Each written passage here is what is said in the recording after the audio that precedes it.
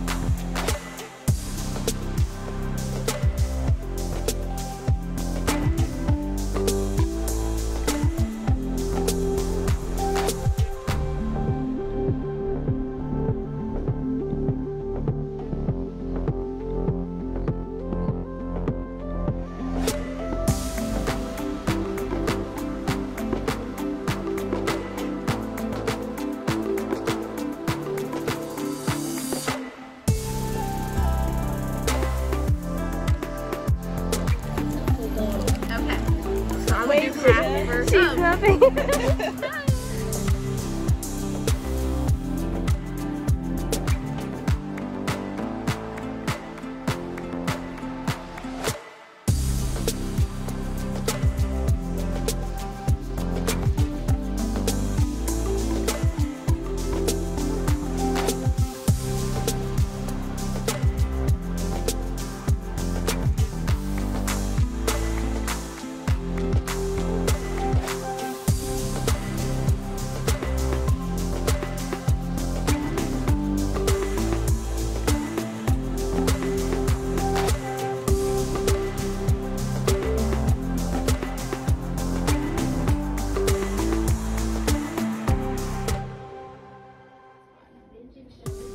When you can't decide which cookie to get, I'm gonna get them all. you get them all. Get them all. That's literally gonna be like.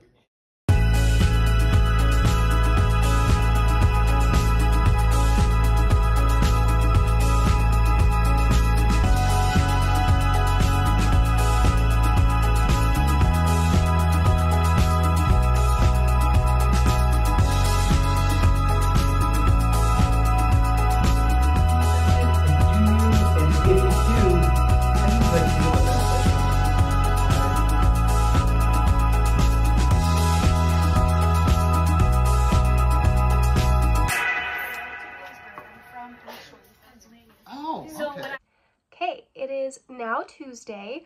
I have to say, last night was so much fun and so surreal.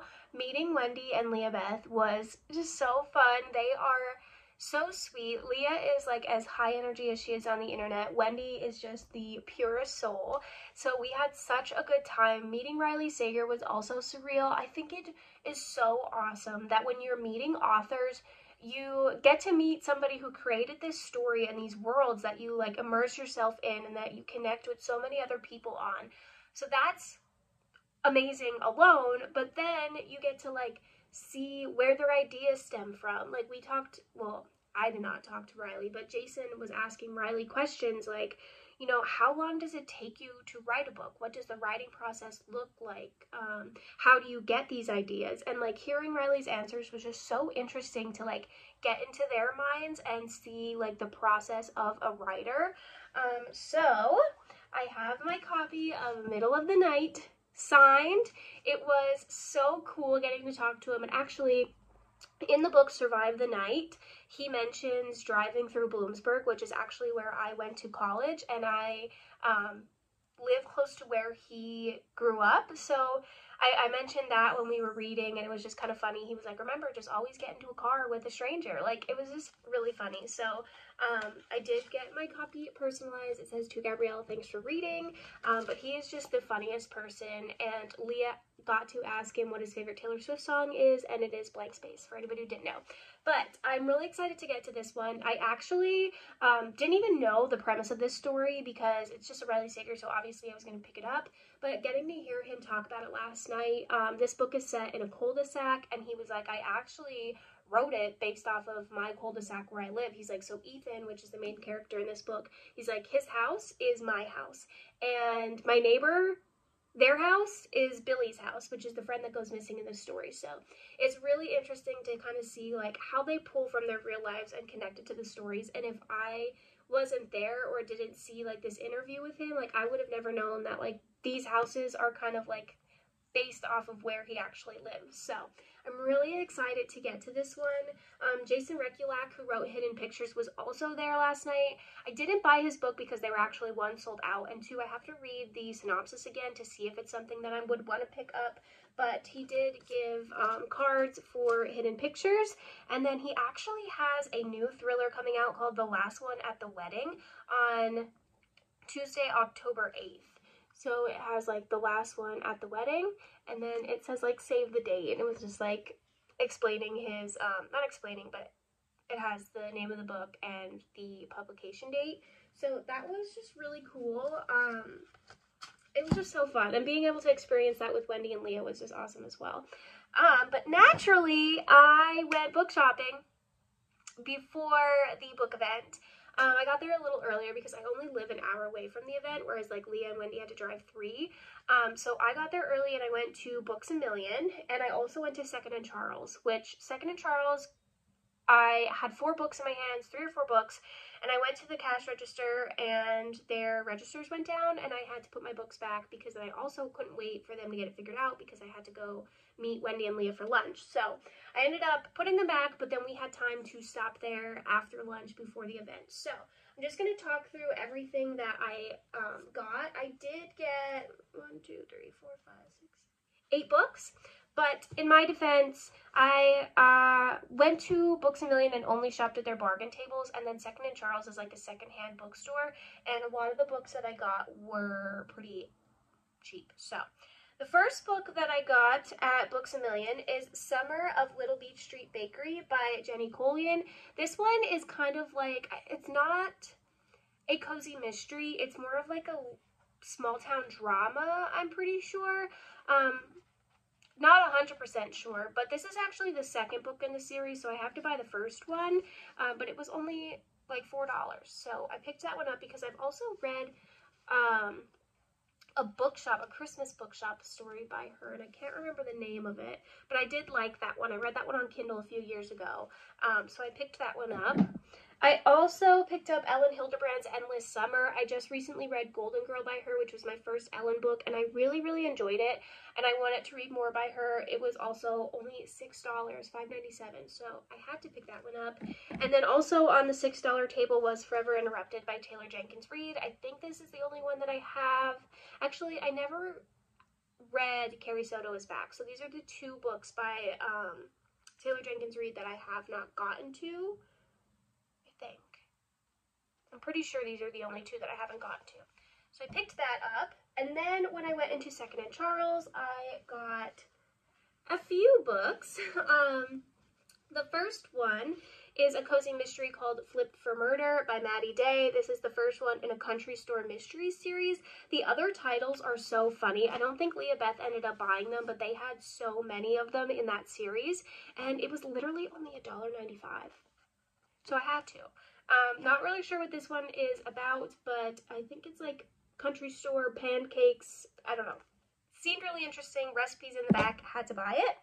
I also got another cozy mystery called Death on Tap by Ellie Alexander. This is the first one in the Sloane Krause mystery series, and it's like a brewery kind of mystery, which I haven't read one of those, and I'm not really a drinker, but I think I'm gonna really like this one. The next one, I'm really excited about this one. I was able to find No Good Tea Goes Unpunished by Bree Baker. This is the second book in the Seaside Cafe mystery series. But can I just gripe for a second?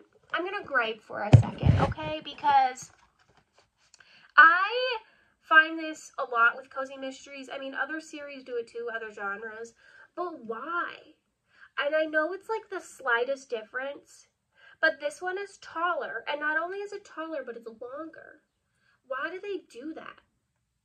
Like, just do the regular mass market paperback for all of them. That grinds my gears. But anyways, I really liked Live and Let Chai, so I needed to pick this one up. I also think this one is going to be the unofficial buddy read for July for Hannah's Cozy Comfy Book Club, so I picked that one up because I really liked the first one, and then I can read along for that one. And again, only $3.95. I also got The Hotel Nantucket by Ellen Hildebrand. This one was on the $2 bargain table, so I was able to pick this one up, and I was honestly surprised because it's in great condition. But like I said, I really wanted to read more by her. I saw Endless Summer, and then this one is one that I hear everybody talk about, so I picked this one up. And the last one I've not heard a ton about, which I'm surprised, but it's by Kristen Hanna. It's called Home Again, and this is actually kind of a romance, which is different than her normal, like, hard-hitting historical fiction books. This one is still going to be very emotional and hard-hitting, but it is a romance, so I was interested to kind of see a different side of her writing style, and I don't know when this one was published. Like, I'm curious to see, did she write this one, like, at the beginning of her career or in the middle of all of her historical fictions? I'm not sure, but I'm really excited to get to that one. So those are all the books that I picked up, and my experience at the Riley Sager event. Obviously, you'll have seen some B-roll of me and the girls and of the event itself, but I had such a good time.